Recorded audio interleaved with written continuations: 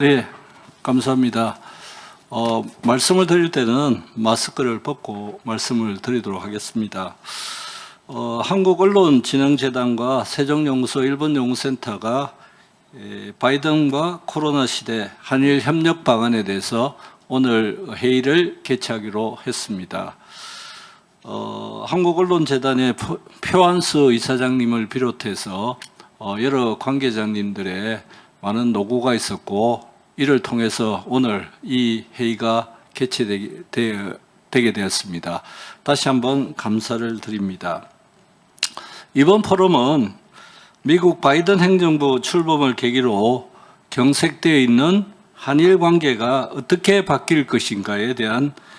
상황을 전망하고, 그리고 언론의 역할을 모색하기 위해서 마련을 했습니다. 대체적으로 4가지 주제를 중심으로 이야기를 하려고 하고 있고, 첫 번째 주제는 바이든 시대의 동아시아 외교 정책에 대한 한일 양국의 인식과 그 갭에 대해서 말씀을 나누도록 하겠습니다. 그리고 두 번째로서는 현재 쟁점이 되고 있는 후쿠시마 오염수 문제, 일본에서는 처리수라고 이야기하고 있는 이 문제에 대해서 한일 양국의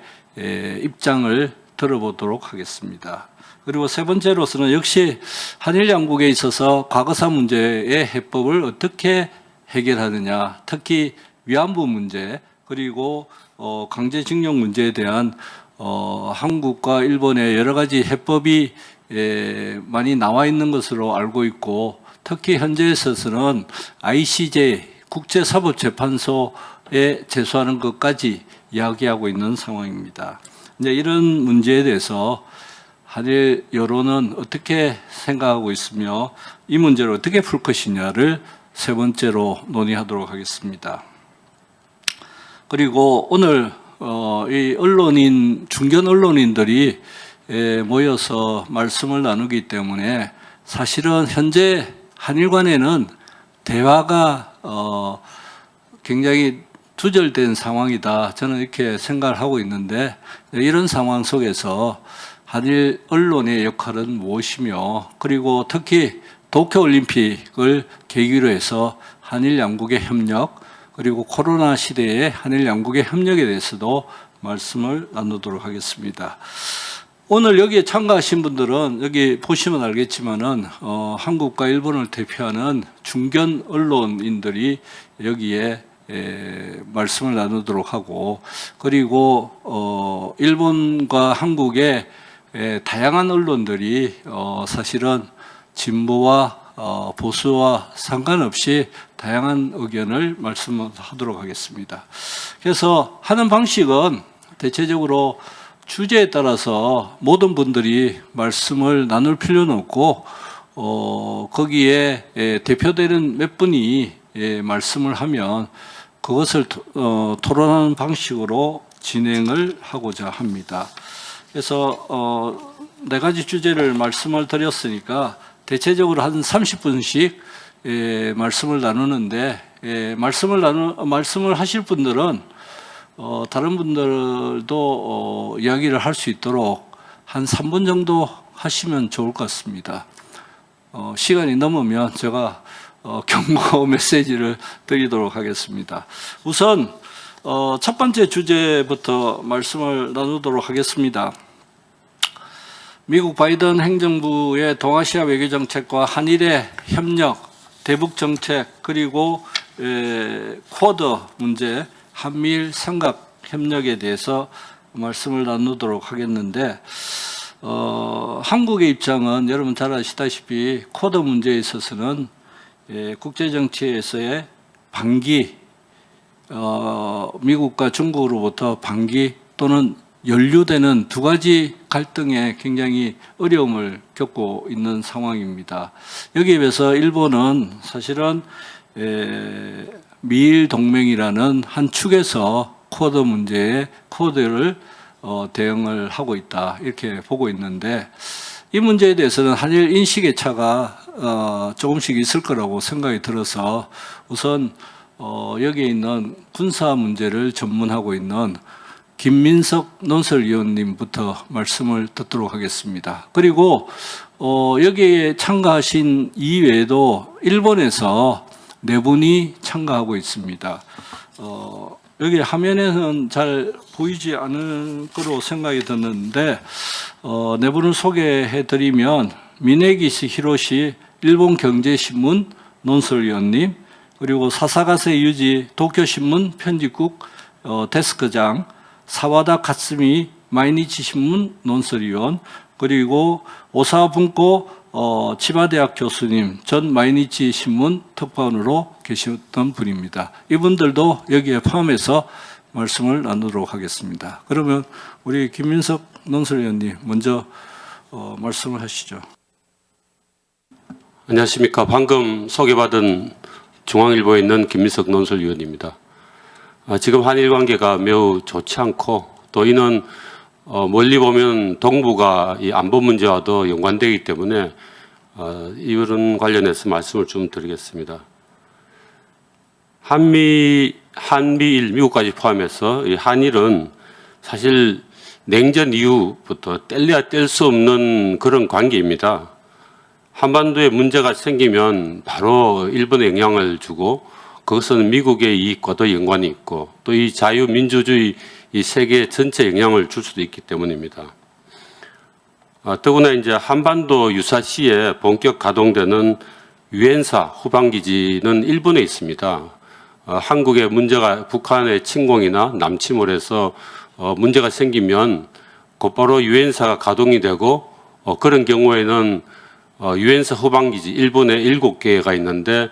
그게 이제 가동이 됩니다. 거의 모든 물자, 병력이 유엔사 후방기지를 통해서 한국으로 들어오게 되어 있습니다. 그러니까 일본은 당연히 유엔사 후방기지를 지원해 줘야 되는 그런 상황이어서 서로 뗄 수 없는 그런 관계로 되어 있습니다. 하지만 지금 이 상황에서는 일본이 유엔사 후방기지를 도와서 그걸 통해서 유엔사가 역할을 하고 한미동맹이 작동을 하게 되면 당연히 북한의 탄도미사일, 심지어는 핵탄두를 실은 탄도미사일의 위협을 받을 수도 있습니다. 이러니까 일본도 상당히 고민이죠. 그래서 이제 당연히 이 한일은 서로 협력을 할 수밖에 없는 상황인데 이런 상황에서 또 이 바이든 시대에는 동맹 관계를 굉장히 중요시하고 있습니다. 트럼프 행정부 때와는 좀 다릅니다. 그래서 지금 한반도를 둘러싼 위협은 두 가지입니다. 대개 이 두 가지는 자유민주주의와 시장경제를 위협하는 그런 요소들입니다. 방금 말씀드린 것처럼 실제적인 북핵 위협이고 두 번째는 중국의 강압적인 팽창 전략입니다. 이는 이제 한국과 일본의 이익을 저해하고 특히 중국의 팽창 전략은 1대1로 전략으로 해서 한국과 일본의 해상 수송로 그러니까 동중국해에서 남중국해를 통해서 동남아시아, 인도, 아프리카, 중동, 유럽으로 가는 그 수송로를 중국이 차단할 수가 있기 때문에 지금의 상황으로서는 차단할 수 있기 때문에 이 한국과 일본의 이 생명줄을 결국은 중국이 쥐게 된다. 이런 것들을 시장 경제와 자유민주주의 인권을 어지럽히는 중국에 대해서 그럼 한일은 어떻게 될 것인가? 당연히 목소리를 내야 한다고 봅니다. 우리가 쿼드에 참여 여부를 떠나서 국제 질서 그리고 그 인류 보편적인 그 가치를 기반으로 해서 목소리를 내야 된다고 합니다. 그런 차원에서 어떻게 협력할까 하는 것은 정부 차원에서 깊이 고민을 해야 되고 얼마 전까지도 문제가 됐던 지소미아 한일 간 군사정보보호협정 이런 문제도 북한 탄도미사일이 급작스럽게 날아오게 되면 한미 이런 정보를 공유를 해야 되고 그것도 실시간으로 전자적으로 공유를 해야 하는데 이런 것도 작동할 수 있는 기반 시스템을 빨리 구축해야 한다고 봅니다. 지금 한일이 함께 공유하고 있는 이 안보 문제는 방금 말씀드린 이런 내용으로 봅니다. 마치겠습니다. 한국의 입장에서 보면 한미일 협력이라는 것이 중요하다. 그리고 한일 협력이 중요하다고 말씀하셨는데 일본 입장에서 보면 이 한미일 협력이라는 것이 현재 한국에서는 실종하고 있다. 또는 한국 입장에 보면 일본은 미일 동맹을 위주로 해서 너무 치우친 그런 전략을 가지고 있지 않느냐라는 인식의 차가 좀 있다고 저는 생각이 드는데, 일본 입장에서 보면 한국의 지금의 한미일 협력에 대한 여러 가지 정책이라든지 이런 부분에서 어떻게 생각하시는지 이야기를 좀 듣고 싶은데, 어느 분이 이야기를 하시겠어요? 저 그러면 도요로서 저기 도요로서 하시죠. 가미야사, 오케이. 오늘은 좀 일본말로 하겠습니다.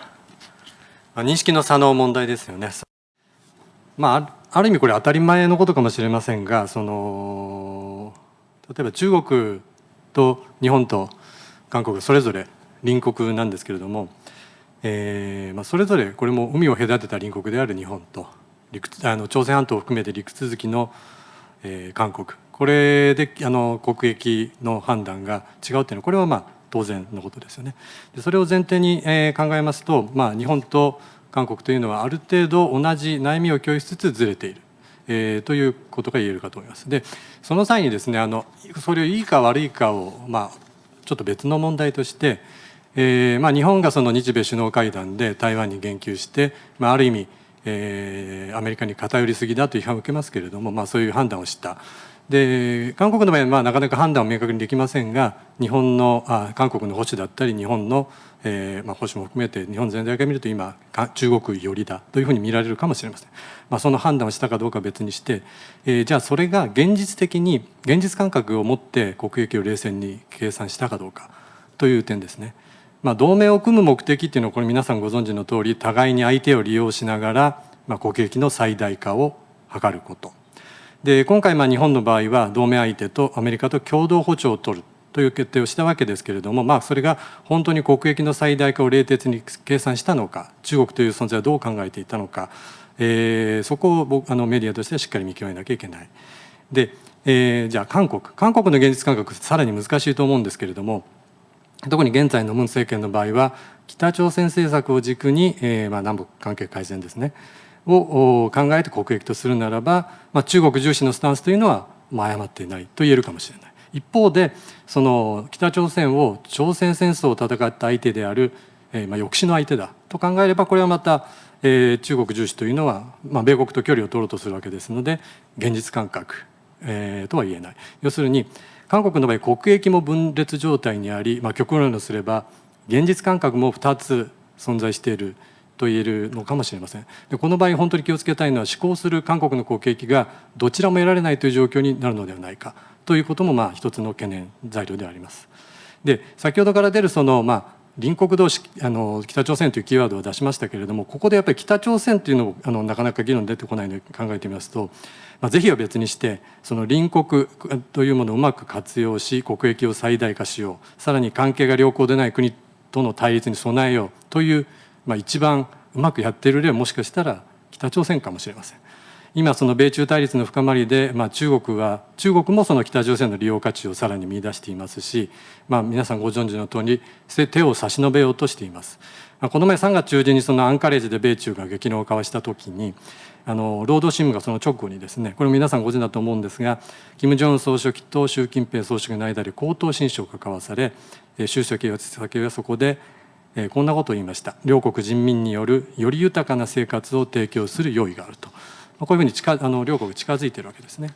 でただこれも面白いのが、ア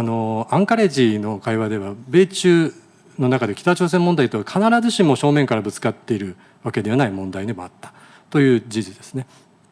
で日韓にしてもその非核化というのは大前提なんですが、日本も韓国もある意味北朝鮮と対話を求めています。でそれぞれ求めている国益は違うにしろ、北朝鮮を接点にして、特にそのアメリカの新しい対北朝鮮政策が発表されるのを見てですね、やはり北朝鮮を接点にしてこの関係国が何か議論ができないかというふうに私自身は思っています。その中でじゃあ自国の国益認識の差を埋めるのはどうしたらいいかっていうのを一度提案したいと思います。以上です。 네, 고맙습니다. 지금 일본에서 한국을 보는 눈이 북한 문제에 있어서도 굉장히 좀 다른 측면을 가지고 있다고 생각이 드는데, 북한 문제에 대해서도 역시 한국이 너무 남북 관계를 중시하지 않느냐, 일본은 이렇게 생각을 하는 것 같고, 한국은 역시 남북 관계를 중심으로 해서 국제 관계를 이렇게 긴장 완화를 갖고 와야 된다는 생각이 앞서고 있죠. 그런 의미에서 이게 이런 인식의 차이에 대해서 한국에서는 어떻게 보시는지를 우리 이렇게 유튜브를 통해서 보시는 분들의 이해를 돕기 위해서 좀 더 말씀을, 하태원 기자. 예, 채널A의 하태원입니다. 가미야상 말씀 잘 들었고요. 일본이 한국을 어떻게 보는지에 대한 간단하지만 아주 명료한 그런 생각들이 전해진 것 같아가지고 좋았습니다. 뭐 잘 아시겠지만 사실 가미야상이나 토요우라상이나 다 아시겠지만 일본의 그 동아시아 전략과 한국의 동북아 또는 남북 관계 전략은 같을 수가 없는 거죠. 같을 수가 없고 한국이란 나라에는 그러니까 미국만 취할 수 없는 그런 어떤 지정학적 고민 그런 것들 때문에 사실은 굉장히 많은 고민 끝에 지금 여러 가지 관계들이 설정되고 있다는 부분은 무시할 수 없을 겁니다. 오히려 한국 입장에서는 일본이 그렇게 심플하게 국가 전략을 가져갈 수 있다는 게 때로는 부럽게 느껴지기도 하죠. 미국과 친하면 되니까. 그렇게 하면 조금 모욕적일 수도 있겠지만 미국과 국익을 상당 부분 공유하는 부분에서 국가 전략을 이끌어가는 아주 심플한 전략이 국민들에게도 지지를 받고 그런 부분에서 한국으로서는 좀 부러운 부분이 있는데 한국은 그럴 수 없다는 측면들에 대해서는 아마 이웃 나라로서 어느 정도의 존중은 필요하다고 생각을 합니다. 뭐 좀 말이 길어질 수도 있는데 저는 그런 측면에서 이제 바이든 행정부가 들어서면서 가장 중요해진 건 결국 그 새로운 행정부 트럼프 시대와는 다른 그런 미국의 국가 전략이 나오는 거고 미국의 국가 전략은 중국을 견제한다는 건 뚜렷한 것 같습니다. 트럼프랑 모든 걸 달리하지만 유일하게 한 가지 중국을 견제하겠다는 그런 의지는 분명하고요. 그런 면에서 한국과 일본을 같이 묶어서 한미일 공조를 하겠다는 그런 부분이 명확하게 보여지는 게 현재의 그런 시점인데 한미일 공조를 강화하려면 사실 한국만 노력해서는 되지 않는 부분이 충분히 존재한다고 그렇게 생각합니다. 그 쿼드라는 부분에 있어서 한국이 고민하는 부분에 대해서 일본이 과연 일본은 한국이 쿼드에 들어오는 것에 대해서 진심으로 그걸 그러니까 받아들일 자세가 되어 있는지, 그다음에 한일 관계를 좀 더 거시적인 관점에서 그 동아태 인도태평양 전략이라는 거시적인 측면에서 새로운 한일 관계를 만들어갈 준비가 되어 있는지, 과연 그런 부분에서 스가 정부가 앞선 아베 정부와 어떤 차별적인 포인트를 보여주는지에 대해서는 지금까지 보여준 모습에서는 죄송스럽지만 상당히 회의적인 부분이 있습니다. 그 부분에 대해서는 제가 다 말씀드리기보다는 추가로 여기 있는 분들 얘기를 통해서 아마 굉장히 논쟁적인 그런 얘기가 될 수 있을 텐데 조금씩 퍼즐을 맞춰 나가면서 얘기를 한번 진행해보면 어느 해법이 나올 수 있지 않을까 그렇게 생각합니다. 일본 측에서 일본에 계신 네 분 중에서는 여기에 지금 하태원 부장님의 말씀에 동의를 하시는지 아니면 뭐 더 말씀하실 분이 있는지 어느 분이 말씀을 하시겠어요? 손을 드세요. 손을.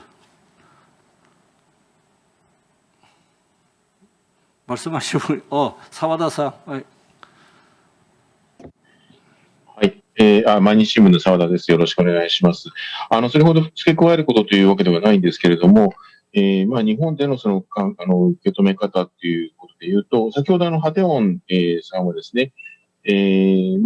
本はアメリカを明確に選択して、いる。で、韓国は、そういうことはできないんだっていうふうなお話をされたというふうに私は理解しているし、韓国ではそういうふうな受け止め方は強いのかもしれませんけれども、実際にはですね、先ほど神谷さんおっしゃられたのはそういう意味なんじゃないかなと思ったんですけれども、日本もアメリカと中国の間でどういうスタンスを取るかというのは悩んでいるわけですね。もちろんその価値観ですとか、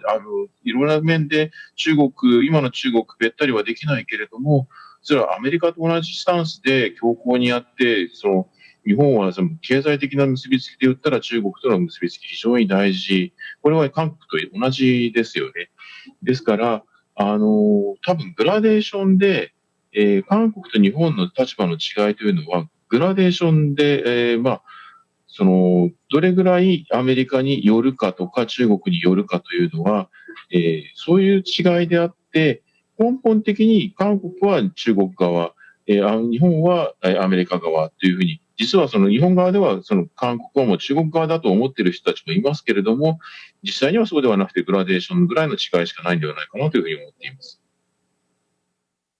그러면 아까 그 하태원 기자가 말씀하신 쿼드 문제에 대해서는 일본 측이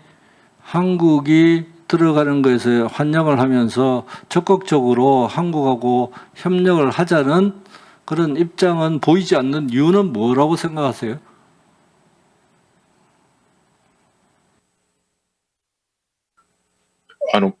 韓国とっていうので言うと、今は信頼関係がないからだと思います。 자, 그러면 신뢰관계 우리 그 김윤영 기자님. 네, 제 말씀을 들었는데요. 저는 두 가지 차원에서 이제 동아시아 신냉전이라고 그러는 게 두 가지 이제 요소가 있다고 생각하거든요. 하나는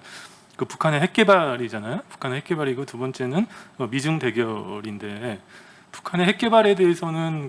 엄청 2018년부터 한국이 한반도 평화 프로세스라는 걸 했고 아쉽게도 실패를 했고 근데 그 과정에서 일본의 요구는 세 가지잖아요. 그러니까 핵, 그리고 모든 사거리의 미사일, 그리고 납치 문제. 특히 핵과 미사일은 CVID라는 방식으로 굉장히 이거를 북한이 받아들일 수 없는 높은 요구 조건을 내세워서 사실 북미 간의 핵 협상이 좀 이렇게 실패하는데 어느 정도 일조를 했다라고 이제 한국이 받아들이고 있고 거기서 굉장히 유감이 좀 한국한테 좀 있는 상황이고요. 그럼에도 불구하고 쿼드 부분에 있어서는 사실 한국도 그렇고 일본도 그렇고 답이 없어요. 아까 사화당상도 말씀하셨는데 그동안은 그래도 한국이 일본이 조금 더 적극적으로 이제 참여를 하려는 거고 한국은 좀 함정에 빠져 있다는 입장이었고 사실 그런데 16일에 저기 정상회담 했잖아요. 미일 정상회담 하면서 그때 미국이 이제 대만까지 이제 언급을 하면서 제가 일본 언론의 동향을 보니까 이거 대만까지 언급하면 이게 너무 들어간 게 아니냐. 그래서 제가 아사히 신문에 나온 어떤 다케우치 유키오 씨라는 어떤 외무성 사무차관 하신 분 얘기를 들어보니까 이런 표현이 나와요. 스가상이 각오하고 했는지 안 했는지는 모르지만 루비콘강을 넘었다. 또 그러니까 또 약간 보수 쪽 입장에서는 아니다 우리가 그렇게 할 수밖에 없다. 그래서 엄청나게 이제 일본 안에서도 여러 가지 논쟁이 이루어지고 있는 것 같아요. 그래서 북핵 문제에서는 서로 입장이 다른데 어쨌든 이 쿼드 입장에서는 일본의 입장이 있는 거고 한국의 입장이 있는 거고 우리가 서로 그걸 아주 이해 못할 건 아닌 것 같고 그래서 이 부분에 대해서 사실 망망대해에 뭐가 답인지 지금 우리가 북극성이 안 보이는 거 아닙니까? 그럴 때일수록 한 일이 조금 더 내밀한 대화도 하고 가능하면 2+2 같은 대화도 하고 그러면서 우리 입장은 이런데 너 입장은 그렇다. 저 솔직히 개인적으로 얘기하면은 일본이 100을 한다면 한국은 한 60에서 70 정도만 따라가면 좋지 않나라는 생각도 하는데 그런 방향으로 가면 좋을까 싶은데 사와다상이 말씀하셨듯이 너무 지금 신뢰 관계가 없어서 일본 내에서도 한국한테 그런 얘기 해봐야 한국이 듣지도 않고 그런 답답한 상황인 것 같습니다. 네, 자 이종훈 기자님. 예. 누르고. 연합뉴스 이충원 기자입니다. 서다상한테 하나 여쭙고 싶은 게 있는데 아까 이제 하태원 선배 얘기하셨을 때 저희가 보기에는 이제 일본은 명확하게 미국의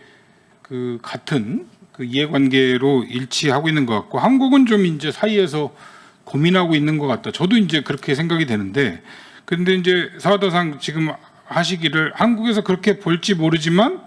일본에도 고민이 있다. 일본에도 중국과 미국 사이에서 분명히 고민이 있고 다만 그레데이션에서는 뭐 차이가 난다라고 설명하셨는데 저는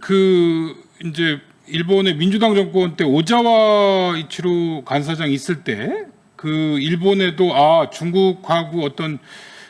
균형이라는가 이런 것들을 고민하고 있구나라는 걸 그때 잠깐 본 뒤로는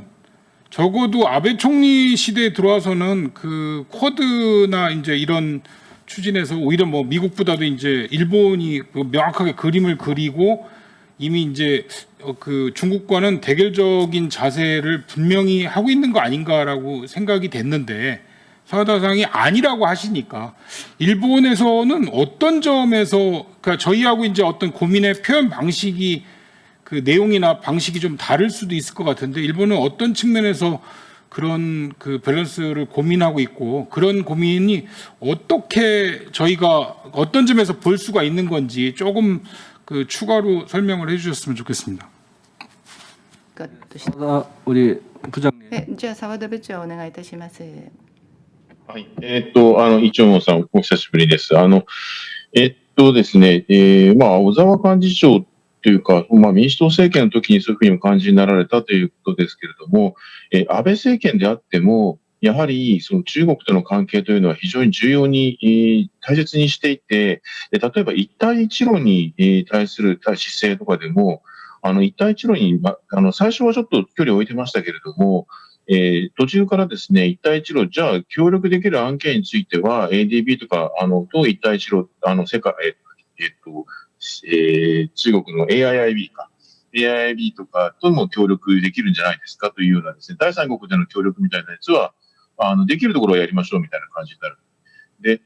習近平主席のその訪日を推進したのもそうですし、実際にはもうすでに去年のコロナで延期になってますし、その後状況は非常に悪くなってきているので、なかなか今習近平さん訪日してくださいという状況にはなってないですけれども、そういうような感じで日中関係もできれば改善しようとしてきた。むしろその点に関しては、今菅政権、あるいはそのバイデン政権というかですね、アメリカと中国の対立が激しくなる中で、日本が日中関係の改善を進めようとしてきたのに、ブレーキがかかっているというような感じに見た方がいいんだと思います。もちろんやはり経済的なつながりは日本とですね、中国強いですから、それを無視することは誰が政権にいてもちょっと難しいんだろうなというふうに思います。そこのところは完全に切り離せるかといったら絶対に無理だと思います。 아까 우리 길은영 기자가 말씀하신 북한 문제에 있어서도 일본이 역할을 잘 하지 않았기 때문에 실패를 했고, 그리고 타이완 문제에 대해서도 현재 일본과 미국의 정상회담에서 타이완 문제를 포함한 것은 이것은 너무 나간 거 아니냐, 루비콘강을 건넌 거 아니냐라는 한국의 인식이 나는 많다고 생각이 들어요. 이 부분에 대해서는 일본 측에서는 어떻게 생각하시는지 이야기를 좀 해주시면 좋을 것 같은데, 예를 들어서 미네기さん.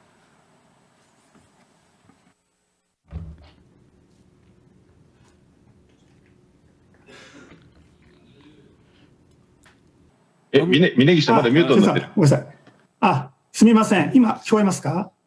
日本経済新聞の峯岸です。私、会社に入社してから、30年ぐらい政治部の記者をしてまして、日本の外交安全保障の今、担当もしてますが、やはり今、澤田さんおっしゃったようにですね、日本はアメリカと中国のどちらかを選択したということではなくて、戦略的に両方とも付き合っていかなければいけないんだけども、このタイミングは日米関係をより強化する方が中国とこれから向き合っていく上でも有利になるという判断があるんだと思います。韓国の場合はアメリカと中国の両睨みっていうか、遠距離で付き合うことが生き残る道だという考え方あると思うんですけども、日本の場合はですね、日米同盟をより強くすることによって、それによって中国の軍事的な圧力を抑止する、牽制するという役割があるんですね。例えば今、日本で一番大きな問題の一つは、尖閣諸島に中国の船が毎日のように侵入している問題があるんですけども、これについても、やはりアメリカと仲良くすることによって、中国に対して、プレッシャーかけられるということなんです。で、じゃあ中国に対しては、やはり日本っていうのは、常にですね、こう強く出たり引いたりしながら、うまくやってきたんですね。で、今、自民党の幹事長をやっている二階さんなんかも、親中派と言われて、大変、中国に対しては配慮してきている。だから最近までは、菅政権というのは中国に対してむしろ近い政権なんだと、中国に配慮しているなんていうことをずっと日本の社会の中では言われてたんですけども、やっぱり今の局面では、やっぱり中国に対しては強く出るという、戦略、戦術を取っているというところなんですね。ですから、時期が来れば、また少しアメリカとの距離を少し保ちながらも中国に対して少し距離を縮めていく、接近していくということが、この後の日本外交に見られると思います。以上です。네. 하세요.